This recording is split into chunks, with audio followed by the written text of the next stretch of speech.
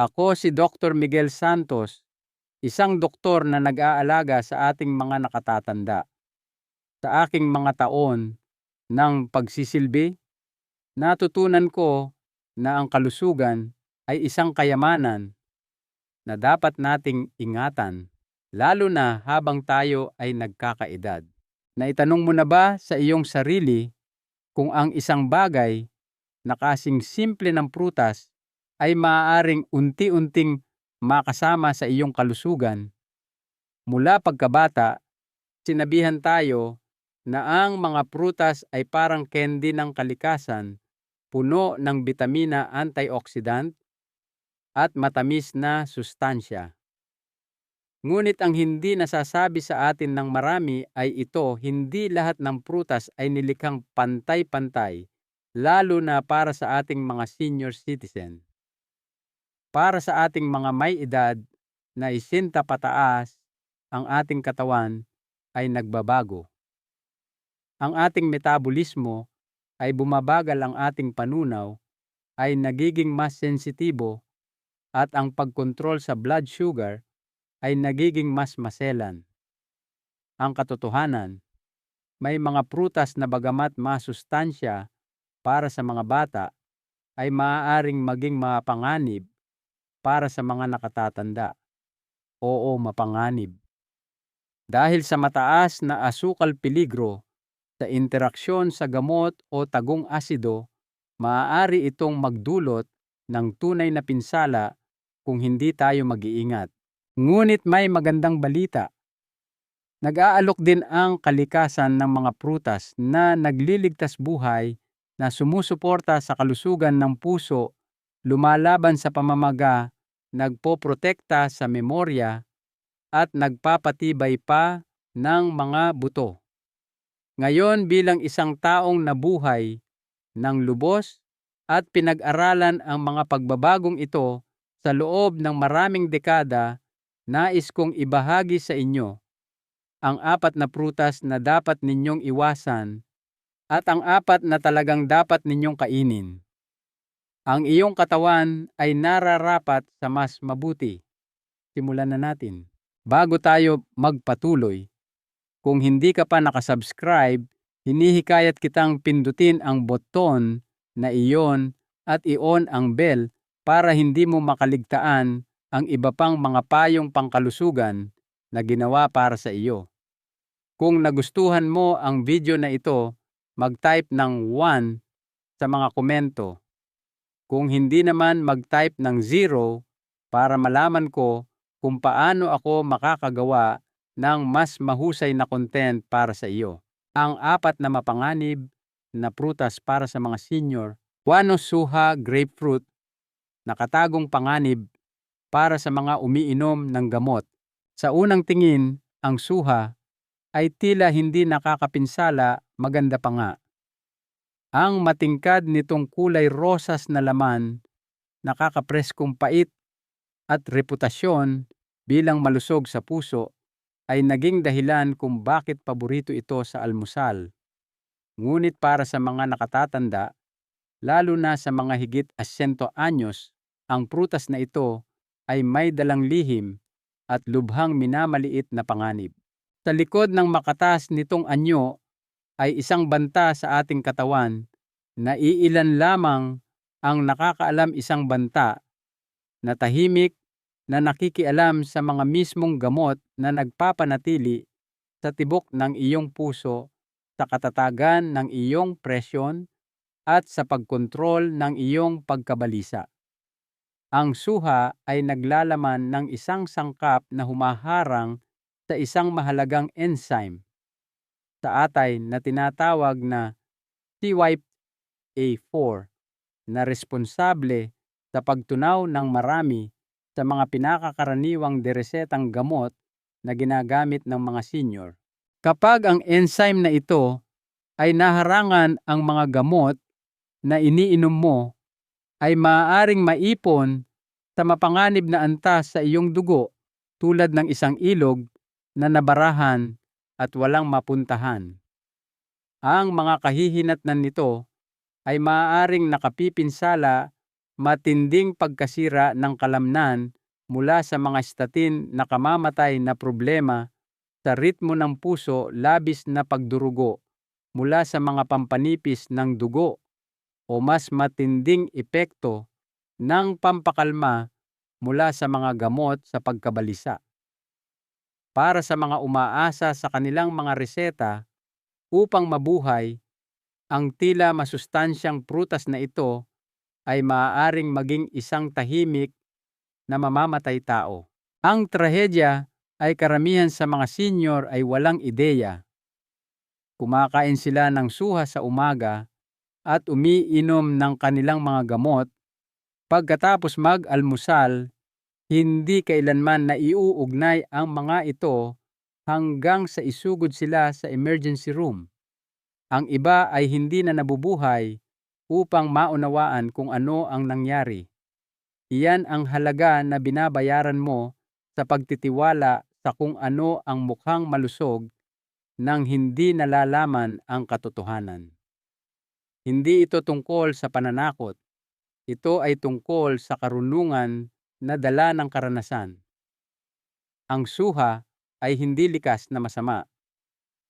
Ngunit para sa mga senior na umiinom ng gamot at kabilang dito, ang mahigit 70% ng mga Pilipinong may edad 10 sentimingo pataas, hindi ito sulit sa panganib.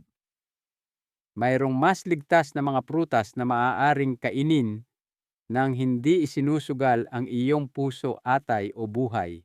Ngunit kung ang suha na mukhang masaya at maliwanag ay maaaring magtago ng panganib, ano pang ibang mga prutas ang maaaring nagpapanggap na ligtas habang lihim na kumakalaban sa iyong kalusugan? Tingnan natin ang susunod. Ito ay maliit, matamis, at nakakagulat na nakakalason kapag nasobrahan. Kung ikaw ay nanonood pa rin at nakikitang kapaki-pakinabang ang mga ito, mangyaring magkomento ng 1 sa ibaba para malaman kong kasama kita. Ngayon, muna tayo sa ikalawang punto. 2 seresa cherries peligroso para sa arthritis at diabetes. Ang seresa, napakaliit, napakatamis, at tila napaka-inosente. Para sa marami sa atin, nagbabalik ito ng mga alaala ng tag-araw ng mga bagong lutong pie, mga mangkok ng seresa sa mga picnic, at ang kasiyasyang pakiramdam kapag natanggal ang buto. Ngunit habang tayo ay tumatanda, ang dating tila isang biyaya ay maaari ng lihim na magtaksil sa ating kalusugan. Ang mga seresa, lalo na sa malalaking bahagi o sa mga anyong puro tulad ng juice, pinatuyong prutas at syrup, ay napakataas sa natural na asukal. Ang isang tasa ng matamis na seresa ay naglalaman ng halos 20 gramo ng asukal. Para sa mga mas batang katawan na may mas mabilis na metabolismo at matatag na pagtugon sa insulin, maaaring hindi ito isang seryosong alalahanin. Ngunit para sa mga senior na may type 2 diabetes, pre-diabetes, o kahit na hindi pa natutukoy na insulin resistance, ang asukal na iyon ay tumatama sa daluyan ng dugo na parang isang alon na nagdudulot ng mga biglaang pagtaas na sumisira sa mga organo sa paglipas ng panahon at nagiiwan sa atin na pagod, malabo ang isip at mahina. At ang panganib ay hindi nagtatapos sa asukal. Ang mga seresa ay likas na maasim at para sa mga nakatatandang nakikipag-ugnayan sa pamamaga rayuma o pananakit ng kasukasuan, ang asim na ito ay maaaring magpalala ng mga sintomas. Oo, ang mga sariwang seresa ay naglalaman ng mga antioxidant. Ngunit kapag kinain ng labis, lalo na kapag prinoseso ang maasim at matamis na nilalaman, ay maaaring magdulot ng kabaligtaran. ang inaasahan mong magpapaginhawa sa iyong katawan ay maaaring magpalala pa sa mismong sakit na sinusubukan mong takasan. Ano ang kapalit tahimik na pinsala? Maaaring hindi mo ito maramdaman kaagad, ngunit ang pagsiklab sa iyong mga tuhod na sumisira sa iyong paglalakad sa umaga, ang pagtaas ng iyong asukal sa dugo na nagiiwan sa iyong nahihilo, ang gabing walang tulog dahil sa pamamaga ng mga kasukasuan, lahat ito ay konektado. Ang mangkok na iyon ng seresa na kinain ng may mabuting hangarin ay nagiging sanhi ng sakit, kawalang tatag at pangmatagalang pinsala. Nakakasakit ito ng puso dahil ang mga seresa ay tila napakaligtas. Ngunit ang katotohanan, habang tayo ay tumatanda, kahit ang tamis ay dapat pagdudahan. At kung ang maliliit na prutas na ito ay maaaring makagambala sa iyong balanse, ng lubha isipin kung ano ang mangyayari kapag ang iyong mga antas ng potassium ay biglang tumaas mula sa isang bagay na mas karaniwan isang bagay na kinakain ng maraming senior araw-araw ng walang pag-aalinlangan. 3. Saging, babala sa sobrang potassium. Sa halos buong buhay natin, ang saging ay itinuturing na simbolo ng kalusugan. Simple, madaling kainin at puno ng potassium. Sinabihan tayo na nakakatulong ito sa pulikat, nagpapalakas ng enerhiya at mabuti para sa puso. At para sa mas batang katawan, maaaring totoo iyon. Ngunit habang tayo ay tumatanda, hindi na napoproseso ng ating katawan ang mga sustansya sa parehong paraan. At ang labis sa isang mabuting bagay ay maaaring tahimik na maging isang banta. Ang saging ay mayaman sa potassium, oo. Ngunit para sa mga senior, lalo na sa mga may mahinang bato, kondisyon sa puso, o umiinom ng mga gamot sa presyo ng dugo, tulad ng ACE inhibitors o potassium-sparing diuretics, ang potassium na ito ay maaaring maipon sa mapanganib na antas. Ang iyong mga bato na dating mahusay na pansala ay nagsisimula ng bumagal, at ang sobrang potassium na iyon ay hindi lumalabas sa katawan tulad ng dapat. Nanatili ito sa iyong sistema, pumapasok sa iyong daluyan ng dugo, ginugulo ang natural na ritmo ng iyong puso, ang kakayahan ng iyong mga kalamnan na gumalaw, at maging ang kalinawan ng iyong isip. Ang kondisyong ito na tinatawag na hyperkalemia ay hindi laman ng balita, ngunit nagpapadala ito ng libu-libong senior sa emergency room bawat taon. Ang 1 o 2 sobrang saging sa loob ng isang linggo ay sapat na. Maaari kang makaramdam ng pagtibok ng puso, panghihina sa iyong mga binti, o isang pakiramdam na may mali. Ngunit sa oras na lumitaw ang mga sintomas, maaaring nagawa na ang pinsala. Ang kapalit, isang prutas na dapat magbigay sustansya sa iyo, ay nagiging panganib sa iyong balanse, iyong enerhiya, at maging sa tibok ng iyong puso. Karamihan sa mga senior ay hindi kailanman naghihinala sa saging. Tila napakasimple, napaka-wholesome. Ngunit ang pagiging simple ay maaaring mapanlinlang, lalo na kapag ang mga panloob na sistema ng iyong katawan ay mas marupok kaysa sa nakikita sa labas. Kaya bago ka kumuha ng susunod na saging, tanungin mo ang iyong sarili, ito ba talaga ang kailangan ng aking katawan, o ito ba ang nakasanayan ko lang? Dahil minsan ang panganib ay wala sa ating kinatatakutan, kundi sa ating inaakalang hindi nakakapinsala. At ito ay lalong totoo sa isang prutas na nagtatago sa likod ng maskara ng kalusugan, isang prutas na itinuturing ng marami bilang merienda, ngunit sa katotohanan ay isang bitag ng puro asukal na nagpapanggap bilang pinatuyong nutrisyon. For pinatuyong prutas, dried fruits, mga bombang asukal na nakadisguise, sila ay maayos na nakalagay sa maliliit na pakete, mukhang hindi nakakapinsala kahit na masustansya pasas dates, pinatuyong ay apricot cranberries.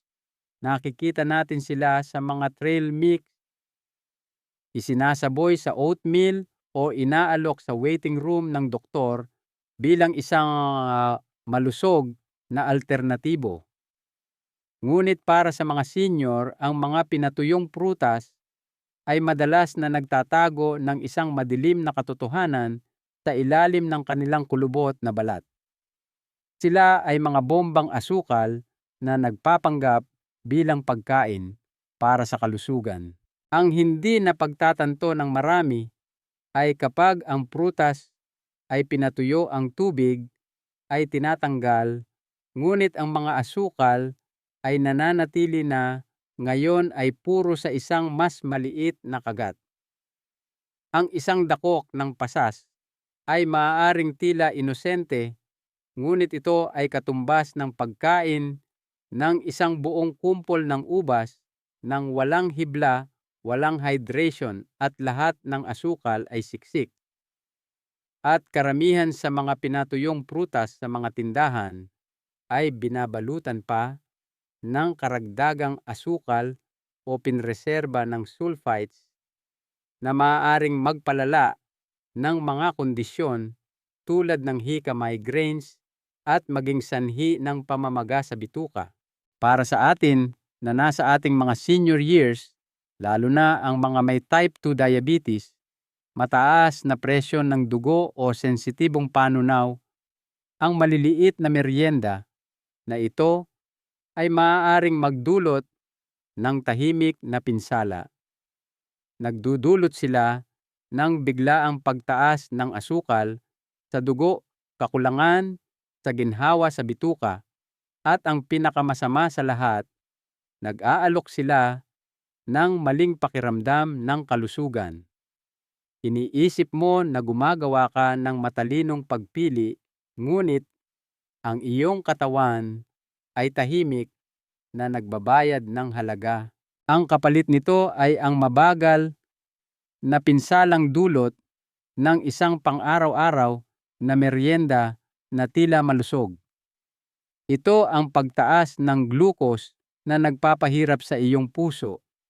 Ito ang hindi pagkatunaw ng pagkain na gumagambala sa iyong pagtulog.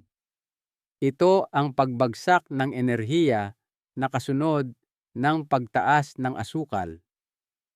Ang pinatuyong prutas ay maaaring tila isang kaibigan, ngunit para sa maraming nakatatanda ito ay nagiging isang hindi nakikitang magnanakaw na nagnanakaw ng ginhawa, balanse at katatagan ng metabolismo sa paglipas ng panahon.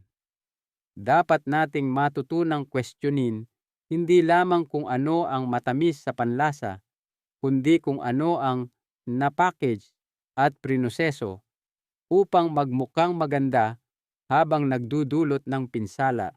Dahil kung paanong may mga prutas na maaaring manlinlang sa atin sa anyong pinatuyo, meron ding iba na sariwa pa buo pa na maaaring maging mismong gamot na hinahangad ng ating katawan.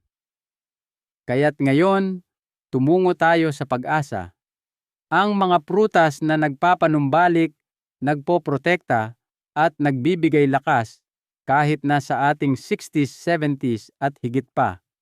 Ano ang dapat mong kainin bawat linggo upang manatiling matalas, malakas at matatag?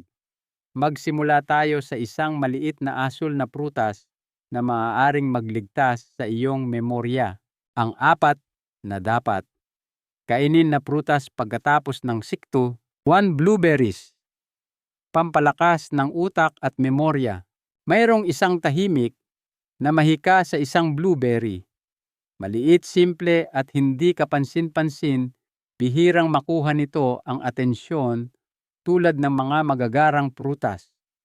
Ngunit sa loob ng bawat maliit na berry ay naroroon ang isa sa pinakamakapangyarihang regalo ng kalikasan, lalo na para sa atin na tumatahak sa mga huling kabanata ng buhay. Sa panahon na ang memorya ay nagsisimulang kumupas at ang kalinawan kung minsan ay dumudulas na parang buhangin sa mga daliri, nag-aalok ang mga blueberry ng pag-asa. Hindi lamang ginhawa, kundi proteksyon.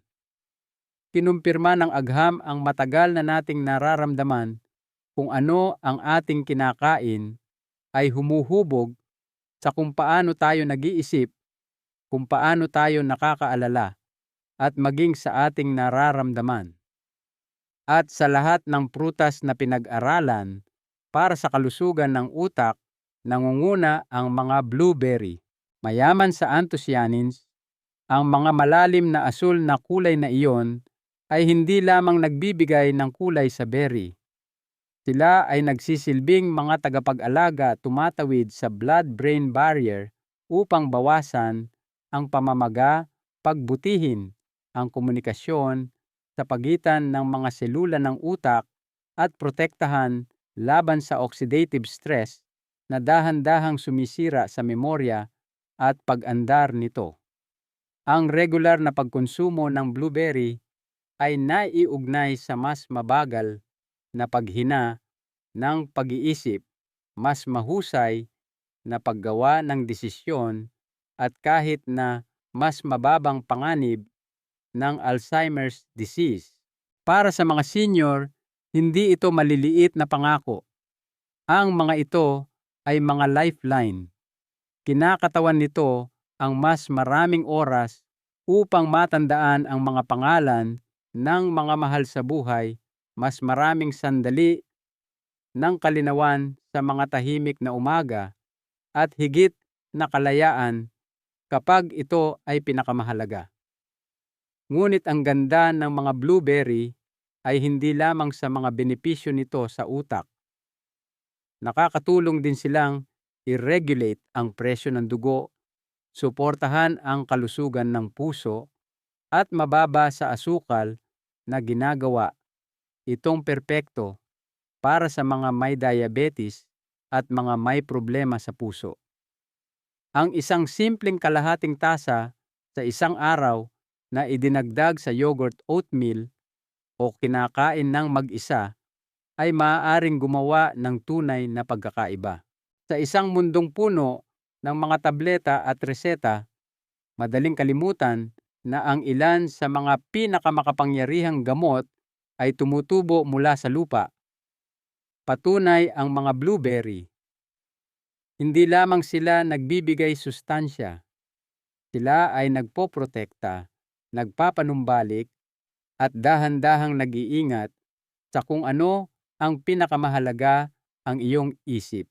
At kung ang maliit na asul na prutas na ito ay maaaring magpatalas ng iyong memorya, isipin kung ano ang magagawa ng isang malutong mayaman sa hibla na mansanas upang protektahan ang iyong puso, at kung bakit ang isa sa isang araw ay maaaring tunay na makatulong na ilayo ang doktor. 2. Mansanas. Bayanin ang hibla na malusog sa puso. Mayroong tahimik na karunungan sa lumang kasabihang, "An apple a day keeps the doctor away." At bagamat ito ay maaaring mukhang simple, kahit na makaluma, ang hamak na prutas na ito ay nagdadala ng mga katotohanan na mas may kaugnayan kaysa dati para sa atin na higit sa 60.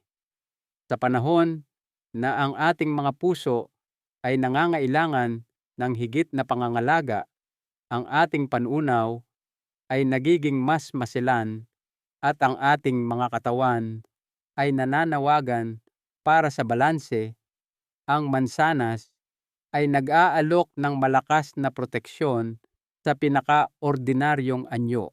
Ang mansanas ay mayaman sa soluble fiber, lalo na ang pectin, isang uri ng hibla na kumakapit sa kolesterol sa sistema ng panunaw at tumutulong na alisin ito bago ito pumasok sa daluyan ng dugo. Para sa mga senior, nangangahulugan ito na ang mansanas ay maaaring aktibong magpababa ng masamang LDL cholesterol na nagpapababa ng panganib ng atake sa puso at stroke nang hindi nangangailangan ng mga karagdagang tableta. Sila rin ay likas na mababa sa calories at asukal na ginagawa itong isang ligtas at nakakabusog na merienda na sumusuporta sa pagkontrol ng asukal sa dugo at malusog na pamamahala ng timbang, parehong mahalaga para sa kalusugan ng puso at kasukasuan sa pagtanda. Ngunit higit pa sa pagprotekta sa puso ang ginagawa ng mansanas, ang kanilang hibla ay sumusuporta rin sa isang malusog na sistema ng panunaw na binabawasan ang constipation na nagiging isang karaniwan at nakakainis na issue habang tayo ay tumatanda. At ang mga antioxidant sa balat tulad ng quercetin at flavonoids ay nagbibigay ng mga epektong anti-inflammatory na sumusuporta sa pangkalahatang kalusugan, kahit na nakakatulong na bawasan ang panganib ng ilang mga kanser at sakit na neurodegenerative. At marahil kasing halaga nito, ang mansanas ay lubos na pamilyar. Nagbabalik ito ng mga alaala ng taglagas mga gawang bahay na pie at ang simpleng kagalakan ng isang malutong na kagat sa isang malamig na araw. Mayroong ginhawa doon at sustansya parehong pisikal at emosyonal. Isang prutas na napakadaling makuha ay maaaring tahimik na humubog sa iyong kalusugan sa malalim na paraan.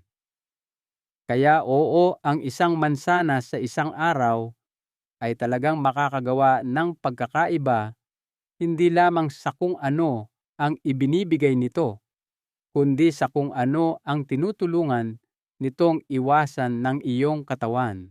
At kung ang mansanas ay isang tahimik na tagapag-alaga ng iyong puso, paano naman ang isang prutas na nagpapalusog sa iyong mga buto, sa iyong utak at sa iyong balat ng sabay-sabay? Ito ay creamy, mayaman at madalas na hindi nauunawaan. Pag-usapan natin ang avocado. 3. Avocado. Masustansyang healthy fats. Sa lahat ng prutas sa mesa, naiiba ang avocado. Hindi ito puno ng tamis. Hindi ito nagmumula sa matingkad na kulay. At hindi ito ang uri ng prutas na makikita mo sa isang mangkok sa mesa. Ngunit para sa atin na nasa 60s at higit pa, ang avocado ay higit pa sa pagkain. Ito ay gatong para sa mahabang buhay, kalinawan at lakas. Mayaman sa monounsaturated fats, ang avocado ay ang uri ng taba na kailangan ng iyong katawan habang ito ay tumatanda. Mga taba na hindi bumabara sa iyong mga ugat, bagkus ay nagpoprotekta sa iyong puso, nagpapalusog sa iyong utak, at nagpapababa ng masamang kolesterol. Tumutulong silang bawasan ang pamamaga sa buong katawan, pinapawi ang sakit sa mga tumatandang kasukasuan, at sinusuportahan ang mas maayos na paggalaw. Para sa mga senior na may sakit sa puso o sinusubukang iwasan ito, ang prutas na ito ay maaaring maging isang game changer. Ngunit mas malalim pa ang mga benepisyo. Ang mga avocado ay puno ng bitamina K na mahalaga para sa lakas ng buto at pag-iwas sa bali, isang bagay na madalas nating hindi iniisip hanggang sa ipaalala sa atin ng isang pagkahulog kung gaano na tayo karupok. Nagbibigay din sila ng folate at potassium na tumutulong sa pag-regulate ng presyon ng dugo, pagbutihin ang sirkulasyon at bawasan ang panganib ng stroke. At sa pagkakaroon ng lutein, isang malakas na antioxidant, sinusuportahan nila ang kalusugan ng mata na nagtatanggol laban sa macular degeneration at pagkawala ng paningin na may kaugnayan sa edad. Higit pa sa agham, nag-aalok ang mga abokado ng isang pakiramdam ng yaman hindi lamang sa texture kundi sa kung paano nila tayo pinaparamdam.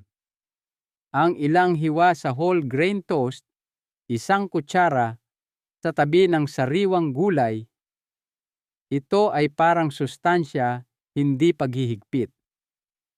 Sa isang yugto ng buhay kung saan napakaraming pagkain ang may label na bawal, sabi ng abokado, nandito ako para tumulong, hindi para makasama. Kaya habang ang iba ay maaaring habulin ang susunod na trend o kakaibang superfruit, ang creamy at berdeng prutas na ito ay naghahatid ng tulong ng tahimik tuloy-tuloy at malalim. At kung ang mga abokado ay nagdudulot ng lakas sa iyong mga buto at liwanag sa iyong isipan, isipin ang isang prutas na hindi lamang nagpapaginhawa sa iyong panunaw, kundi tumutulong din na pakalmahin ang pamamaga sa buong katawan mo, lalo na kung saan mo ito pinaka-nararamdaman sa iyong mga kasukasuan. Tuklasin natin ang nakapagpapagaling na kapangyarihan ng papaya. For papaya, kapangyarihan sa panunaw at laban sa pamamaga. Sa isang mundong puno ng mga over-the-counter na antacid, mga cream para sa kasukasuan at walang katapusang mga supplement, madaling kalimutan na kung minsan ang pinakamakapangyarihang lunas ay maaaring magmula sa pinakasimpleng pinagmulan. Ang papaya, sa kanyang malambot na ginintuang laman at tropikal na tamis, ay higit pa sa isang masarap na pagkain. Ito ay isang likas na manggagamot, lalo na para sa mga nasa kanilang mga senior years. Habang tayo ay tumatanda, ang panunaw ay nagiging mas sensitibo. Ang mga pagkaing dati madaling natutunaw ay nagdudulot na ngayon ng bloating discomfort o reflux. Ngunit ang papaya ay naglalaman ng papain, isang natural na enzyme na dahan-dahang tumutulong sa katawan na tunawin ang mga protina na pinapagaan ang pasanin sa iyong sistema ng panunaw. Para sa mga senior na nahihirapan sa mabagal na panunaw, irregularidad o mga side effect ng pangmatagalang gamot, ang papaya ay nag-aalok hindi lamang ng ginhawa kundi ng lunas. Higit pa sa mga benepisyo sa panunaw, ang papaya ay mayaman sa bitamina C, A at mga sustansiyang kilala na nagpapalakas ng immune system, nagpoprotekta sa balat at lumalaban sa pamamaga, isang pangunahing salik sa mga malalang sakit tulad ng arthritis at sakit sa puso. Para sa mga nakatatandang may paninigas ng kasukasuan, pamamaga o mahinang immune system, ang papaya ay tahimik na gumagana sa likod upang ibalik ang balanse at bawasan ang tahimik na pinsalang nangyayari sa loob ng katawan araw-araw. Ang texture nito ay makinis, ang lasa nito ay banayad at ang epekto nito ay malalim. Hindi ito nangangailangan ng pagluluto, walang paghahanda, walang komplikasyon. Ang ilang hiwa lamang sa isang araw ay maaaring suportahan ang iyong katawan mula sa loob palabas. Higit pa, sa pagkain, ipinapaalala sa atin ng papaya na ang paggaling ay hindi laging dumarating sa isang bote. Minsan, ito ay dumarating sa sariling balot ng kalikasan, handang pagsilbihan ang mga naghahanap ng kagalingan kaysa sa mga mabilisang solusyon. Huling payo, bumuo ng pang-araw-araw na pamumuhay gamit ang mga prutas na ito.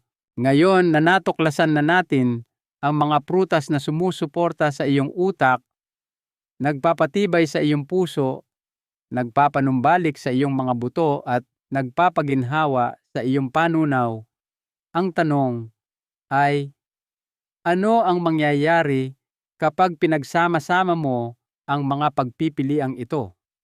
Paano mo ito gagawing isang simpleng pang-araw-araw na pamumuhay na nagpoprotekta sa iyong kinabukasan? Isang kagat sa isang pagkakataon. Ang iyong kalusugan ay nasa iyong mga kamay, isang kagat sa bawat pagkakataon. Habang tinatahak natin ang mga huling kabanata ng buhay, may isang tahimik na katotohanan na nagiging mas malinaw sa bawat paglipas ng taon. Hindi na natin kayang balewalain ang ating kalusugan. Ang mga pagkaing dati nating kinakain nang walang pag-aalinlangan, ang mga kinagisnan natin, ipinagdiwang o simpleng kinain dahil sa ugali, ay mayroon ng bagong bigat. Ang bawat kagat ay maaaring magdala ng kagalingan o magdagdag sa pasanin na dapat dalhin ng ating katawan. Ngunit narito ang pag-asa. Hindi pa huli ang lahat para gumawa ng mas mahusay na mga pagpili. At kung minsan, ang mas mahusay na mga pagpipiliang iyon ay hindi marahas o mahirap. Sila ay kasing simple ng pag-abot sa isang blueberry sa halip na isang dakok ng pinatuyong prutas. Pagpili ng isang mansanas kaysa sa isang matamis na merienda. Paghiwa ng isang abokado sa halip na mga processed spread. Pagdaragdag ng papaya sa iyong almusal sa halip na habulin ang lunas sa mga tableta. Ang maliliit na desisyong ito na ginagawa araw-araw ay nagsisimulang bumuo ng isang bagay na makapangyarihan, isang mas malakas na puso, isang mas malinaw na isip, mas matatag na mga kasukasuan, mas mahusay na panunaw, at higit sa lahat, isang pakiramdam ng kontrol sa iyong sariling kapakanan. Iyan ay isang regalong karapat-dapat protektahan. Dapat din nating tanggapin ng may biyaya at karunungan na hindi lahat ng pagkain ay angkop pa para sa atin.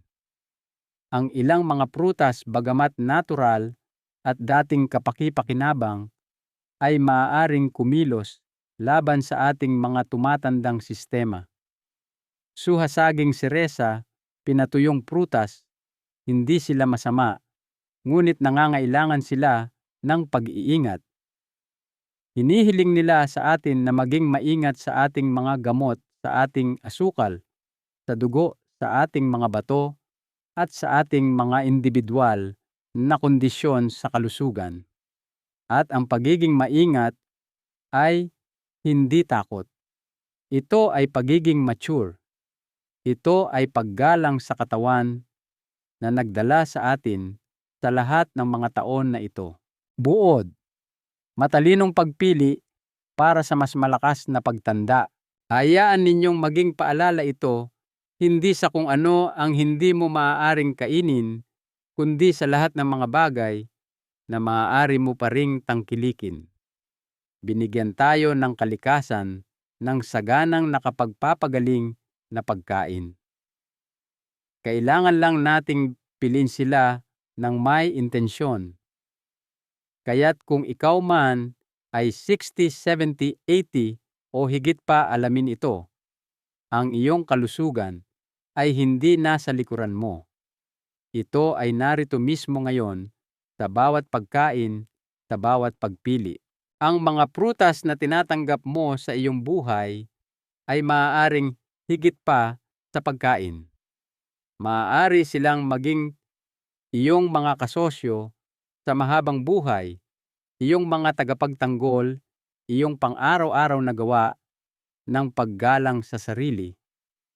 At kapag inaalagaan mo ang iyong katawan sa ganitong paraan ng may kaalaman at pagmamahal, hindi ka lamang nagdaragdag ng mga taon sa iyong buhay, nagdaragdag ka ng buhay sa iyong mga taon. Dahil karapat-dapat kang tumanda ng may lakas, may dignidad, at may kagalakan, isang matalinong kagat sa bawat pagkakataon. Isang mahalagang aral at paanyaya. Ang mga aral na ito ay nilalayong magbigay inspirasyon sa inyo na mamuhay ng lubos at totoo. Ngayon, gusto kong marinig ang inyong panig. Maglaan ng sandali upang pagnilayan at ibahagi ang isang bagay na iyong natutunan at balak na isabuhay.